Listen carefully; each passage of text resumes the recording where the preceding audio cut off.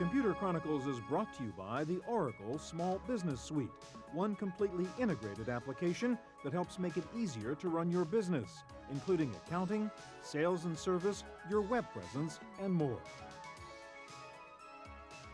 Additional funding is provided by PC to PC, the online migration service from PC First, moving files, applications, and preferences from your old computer to your new one. Hi, and welcome to this special edition of the Computer Chronicles. We are on the island of Kauai for the second part of our special series on high-tech Hawaii. If you work in the high-tech industry and you're getting just a little bit tired of the rat race, the traffic, the commute, and the pollution, you might want to know that there are lots of high-tech companies here in Hawaii who are looking for people who want to work in paradise. When a company called Trex decided to set up shop here on the island of Kauai, it needed highly skilled people. Physicists, chemists, double E's, and computer scientists. In an already tight employment market, Trex was able to add one more sweetener to its job offers, a chance to get your family out of the city and onto the islands. Typically, in today's high-tech environment, one of the more difficult employees to obtain are people who have electrical engineering degrees. They're tremendously sought after, and especially those in the 35 to 40-year-old range where they have a lot of experience that's been built up. Companies simply buy them. And in this case, we had an employee's wife send us his resume because they were tired of Boston and they wanted to find a more benign place to be. And they have come to Hawaii. They live up on a mountainside, work in a technical environment. The husband is doing excellent work. The wife is very happy. Trex has been very successful in its recruiting. It now has 7 PhDs working here. Keiki Dancel is one of them. She said yes to a job offer from Trex. She was born in Hawaii but got her doctorate at the University of California in San Diego after doing her undergraduate work at Santa Clara University in the Silicon Valley. Just a few years ago, Keiki would not have had the option of coming back to Hawaii to work. She would have become part of Hawaii's brain drain, staying on the mainland where the high-tech jobs are. But times have changed, thanks in large part to the internet. I think if it wasn't for the internet, I would have thought long and hard and probably would not have accepted the position here just because of the fact of isolation. I need the brain food, I need the interaction with my peers, I need to be intellectually stimulated. And you don't really find too much of that here on your day-to-day life, just walking through the supermarkets.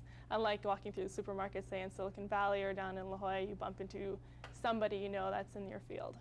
But even the internet can't solve every problem. Keiki Dancel says she occasionally does miss the stimulation of the mainland. Sometimes yes, but in most times no, just because of the internet and all that technology. I do a fair amount of correspondence via email. I'm constantly contacting people on the mainland, asking for advice. We go back and forth with different ideas. Also, I'm very privileged to be sent over to different conferences over in the mainland, and I travel a fair amount, especially since we are headquartered in San Diego. Going back and forth to the headquarters there, which is very near to UCSD, where I did my graduate work. A lot of my peers are still in the area doing biotechnology there. So I get it, not in person, but via email. This young man, Nathan Woods, who is showing me around the area that will become the manufacturing facility at Trex, could have gotten a job anywhere. He is a PhD physicist and a National Merit Scholar. But he came to Hawaii to help oversee an exciting new opportunity here at Trex, designing and manufacturing a new generation of porous silicon chips for use as biosensors. Clifford Tanaka was a high-tech recruiter's dream. Undergraduate degree from Carnegie Mellon University, PhD from MIT. He is from Hawaii, but he never thought he would be able to come back home and still work in his field. When you're in engineering, you kind of have to put it to the side because you think there's no opportunities here. But fortunately, we have a company like Trex out here trying to build a good high-tech business out here. And so as soon as I heard about it, I jumped at the chance. Trex has raised the ante for high-tech companies in Hawaii. They're not just doing software development or internet business, they are working on advanced materials design and the manufacture of very complex silicon chips. And that was a challenge for the local authorities. We had to have appropriate permits put in place, and these were quite foreign to the officials we started dealing with, and so we worked with them, explained what we were doing, explained why everything was being done properly. They worked with us. They were very open-minded. They tried to work together, and they were not simply frightened by something new. And that perhaps impressed me the most, that there was a way to protect yourself as a bureaucrat, to say no to something, because then you never make a mistake.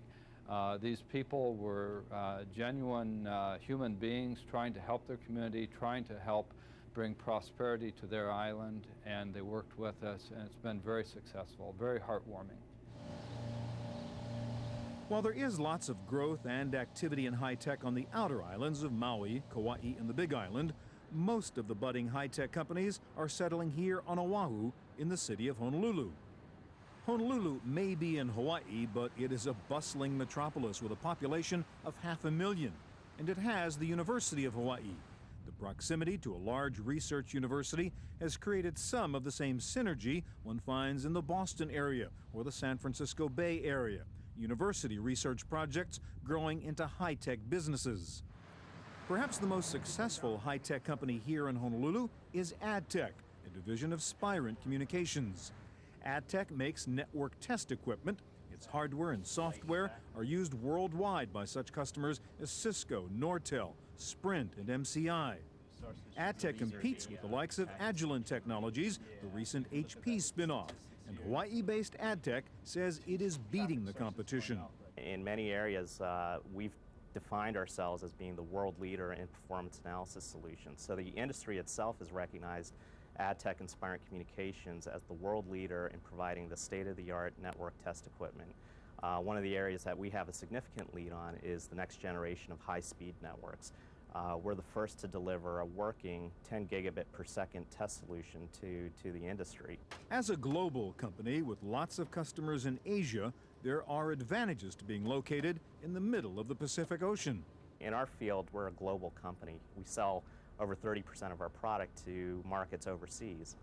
And our ability to service the Asian market is quite acute because we can culturally mix with the customer base that exists there and really understand what their concerns are, what their issues are, which are frequently different than US-based communication companies.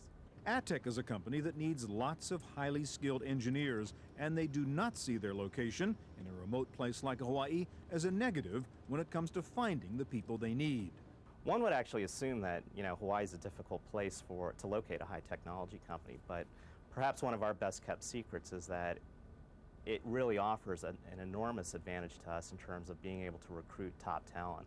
There's an enormous pool of people who are at the top of their fields on the mainland that would love the opportunity to work for a high-tech company. They would be on the cutting edge of technology, compensation is mainland scale, and they're doing it right here in Paradise. That's a very appealing package for a lot of people, and we have an ability to attract and retain a world-class team that I think most mainland companies would have a hard time matching.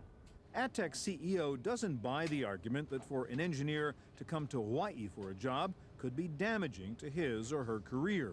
Well, I think the view that high technology in Hawaii is a career-ending move is probably outdated today. If you look at companies like ours, and there are several other very significant high technology companies here, we're really defining ourselves as a true leader in technology. And the opportunities that we've created here in Hawaii are world-class opportunities, and people are now recognizing that you can be a significant contributor to state-of-the-art technology and do it right here in Hawaii. So I think that feeling has changed quite a bit over the last few years. Tarek Hoke cites two main reasons for the changing climate for high-tech in Hawaii. One of them is the internet. The internet has definitely changed the way of doing business from here in Hawaii. Video conferencing and telecommunications are much easier now than they have been traditionally. And our ability to do business is really unhampered by the fact that we're located here, and the benefits of being here in Hawaii actually far outweigh the disadvantages of the distance that we have to bridge. The other big positive change for Hawaii and its more casual lifestyle is the increased crowding and urban problems in many mainland cities. A lot of the centers of technology have deteriorated in terms of quality of life, so prices and traffic and the number of other combinations have made it less attractive to stay in those areas, and the contrast between Hawaii and those areas has really moved in the favor of Hawaii quite significantly. While Hawaii may be at a disadvantage for some high-tech companies because of its remote location, one part of Hawaii, this area called Kapolei on the western end of Oahu, is perfect for one industry, telecommunications. This is the hub of all electronic traffic moving between Asia and the U.S. mainland. Kapolei is very unique from the telecom perspective because it's the place here on Oahu where the transpacific cables, the terrestrial networks, and the satellite network serving Asia and the U.S. mainland come together. So that creates a very unique situation here where these networks can interconnect with one another. Businesses that need the high bandwidth to serve the Asian markets or to be an intermediary between the Asian markets and the U.S. markets can locate here and take advantage of those telecom capabilities. Developers are moving quickly to take advantage of this unique location by building a new telecom business park here, targeted at high-tech tenants. Well, the ideal tenant would be an internet data center, for example, a network access point, because historically the internet has been a US-centric phenomenon. It's globalizing and it's reaching out and growing in places like Asia. So it's a natural extension of that business to start moving internet access points out away from the US toward Asia. Internet service providers that locate here in Kapolei's communications hub are in a unique position to add a lot of value to the network services they deliver to their customers in Asia. Howard Schweibert explains. An internet query from Tokyo might end up going all the way back to the US mainland through Hawaii, then back from the mainland again through Hawaii to some place like Hong Kong. Hawaii can shortcut that process, make it more efficient and faster by locating a major network access point here in Hawaii. The owner of this land, the Campbell Estates, is doing more than just building a business park. It is creating a whole new city, pre-wired for the digital age. The developers see this kind of brand new infrastructure as a big plus in attracting high-tech companies to this part of Oahu. Infrastructure is really a critical part of this, and typically when you have a downtown setting that's evolved over the decades, the cables that need to be laid through the conduit systems, it's very difficult to do that because the infrastructure is clogged. It's for the most part used up. And so to serve a downtown area, you have to dig up streets, disrupt traffic, all of those sorts of things, and that's difficult to do. Here we have a green field situation. We started from day one when we put the streets in. We put multiple conduit systems in so that when the carriers were ready to come in and lay their networks, all they had to do was pull it through the pipes.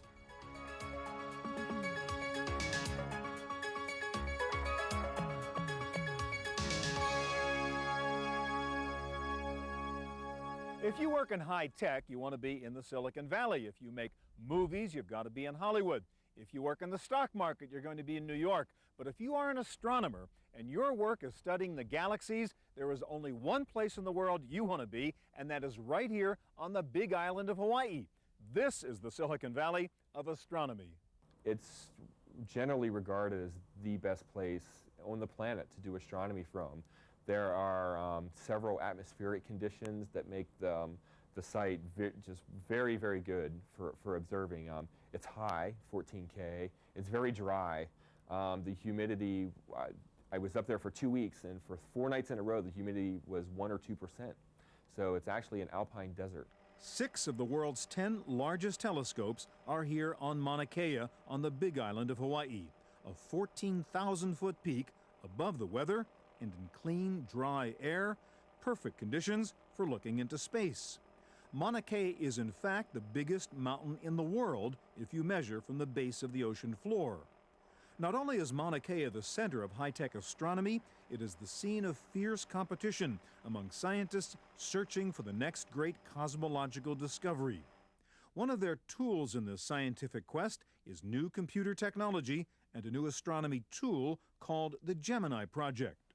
Gemini is a unique kind of telescope. It focuses not on visible light, but on infrared light, a part of the spectrum which, ironically, enables astronomers to see more than they ever have before.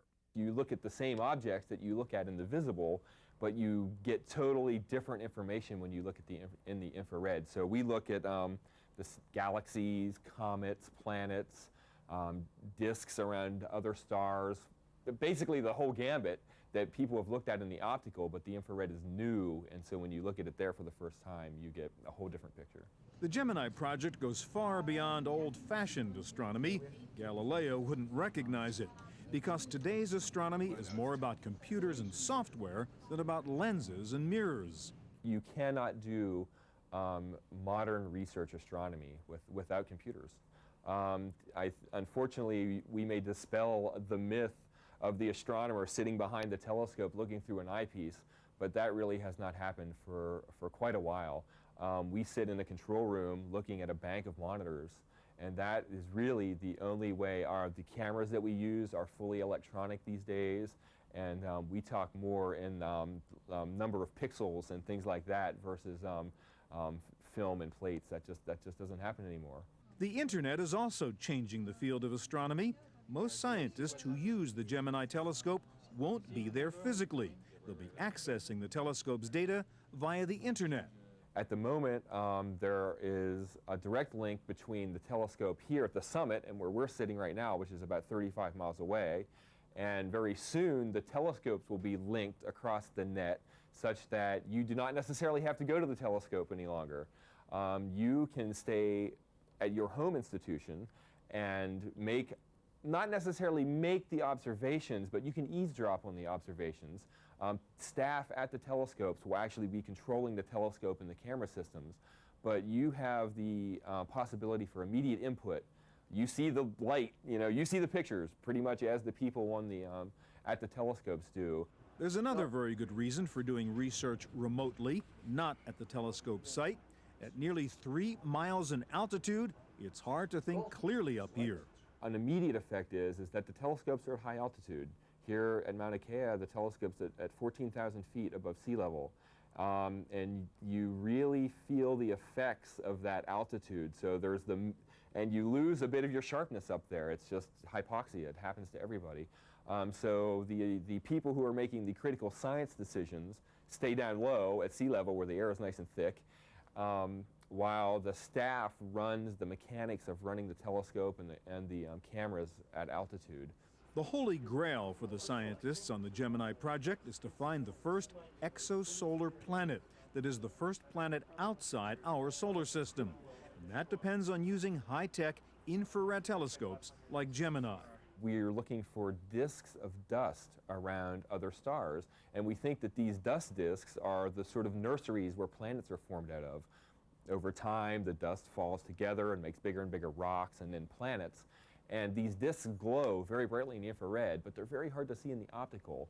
So that is a case where you really have to look in the infrared to be able to see these sorts of objects. The astronomers on the Gemini project are not only looking outward into space, they are actually looking backwards into time.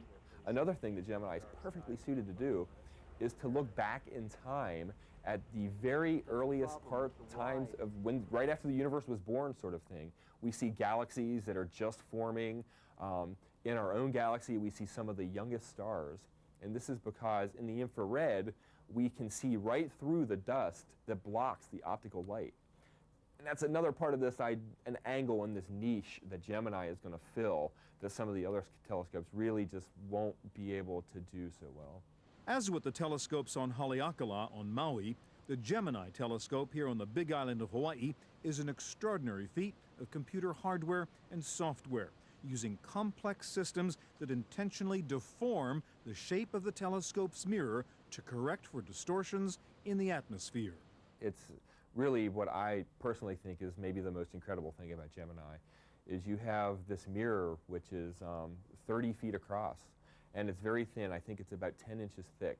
And around the outside of the mirror And underneath, supporting the mirror, there are, I think, close to 200 actuators, little pistons. And each of these pistons can move independently to deform the mirror.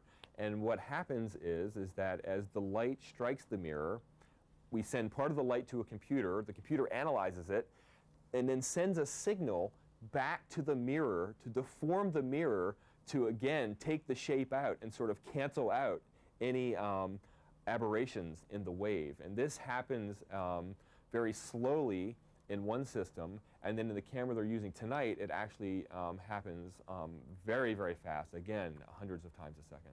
The Big Island is not only a favored spot for getting a good look into space, it is also a great spot for listening in space. This is the Infrasound Laboratory, located here in the shadow of Mauna Kea. The main mission here is to listen to subtle vibrations in the atmosphere that could suggest a clandestine nuclear explosion, in violation of the Nuclear Test Ban Treaty. Whenever there is an explosion, it generates very large amplitude acoustic waves that may propagate very large distances in the atmosphere. And so the network is deployed throughout the globe so that a small explosion will be detected with one of the sensors in the network. The infrasound sensors here sample the air 20 times per second, looking for disturbances that would suggest a nuclear blast. The lab is located in the shadow of the world's biggest mountain for a very good reason. It's a very unique place because the mountains around the center of the island block the trade winds completely, so there are essentially no trade winds in this side. The winds are the biggest source of noise for acoustic signals, and so we have a very quiet site here in the Kona side of the Big Island. The Big Island's other claim to high-tech fame is its role in monitoring earthquakes and volcanic eruptions. This is one of the world's premier centers for volcanologists and geophysicists, one of the only places on Earth where scientists can study ongoing volcanic activity. They do this by using various computer sensors that measure tilt and shift in the Earth's surface. And one of their newest technology tools is something called real-time GPS, new software that can measure instantly the minute changes in the shape of the Earth as measured by the Global Positioning System satellite stations. Well, the real-time GPS, it's simply like any other GPS. It's recording data every few minutes. It gets into a network solution so that we can get sub-centimeter accuracy on the horizontal movements. And then we make it relative to some fixed base, either Mauna Kea or Kauai. And that gives us, most precisely, it gives us movement horizontally. So for example, the south flank of Kilauea is sort of moving at a general rate of about 6 centimeters a year off that way. And so these things are sort of constant, so that we can see all the time. Whereas when magma gets pushed up into the East Rift Zone, we may see that the rift zone will start parting. The geophysicists here also measure other changes in the ground in their efforts to sense earthquakes and predict volcanic eruptions. One such measure is called ground tilt. Ground tilt is essentially a very accurate carpenter's level. We have, usually in each situation, we have two components, like east and north, something like that. And it relies on the idea that as magma is coming up into the volcano, it's going to start pushing the magma up, just like blowing up a balloon. And so when we see an area begin to inflate, that's a first suggestion that there may be magma coming up in that area. The Pu'u'o'o vent of Kilauea volcano has been erupting slowly but steadily for the past 18 years, giving scientists here an excellent opportunity to study volcanic activity. But occasionally, Kilauea erupts with a major lava flow, which can threaten large inhabited parts of this island. In fact, the Big Island has been an amazingly unstable piece of land, with hundreds of earthquakes each year. We've had a number of large earthquakes. As I said, we have roughly 30 locatable earthquakes a day on average. We've had a number of 7s and 8s, which are not generally due to the eruptive activity, but due to the island sliding over the ocean floor. There have been more than 100 volcanic eruptions on the Big Island since scientists started measuring volcanic activity here in the early 19th century. Our most accurate time frame for eruptive activity is since Westerners have arrived. So in the early 1800s, and since then, Kilauea has erupted probably between 60 and 70 times. Mauna Loa has erupted between 30 and 35 times. Most of Mauna Loa flows are quite large. The eruptions are relatively short compared to the current one of Kilauea, but the Mauna Loa eruptions are large enough that lava flows can make it down to Hilo within weeks to months. So it becomes a significant hazard for people in Hilo. Also, there are areas on Mauna Loa which are very steep and very close to the coast, and in most of the southern part of this island we only have one highway going around. So it's a real threat that we could possibly get a lava flow out of the southwest rift of Mauna Loa that would cut the highway within 2 hours of when it started. That's it for part 2 of our special series on high-tech Hawaii. For the Computer Chronicles, I'm Stuart Chaffee in Hawaii. Computer Chronicles is brought to you by the Oracle Small Business Suite, one completely integrated application that helps make it easier to run your business, including accounting, sales and service, your web presence, and more. Additional funding is provided by PC to PC, the online migration service from PC First, moving files, applications, and preferences from your old computer to your new one.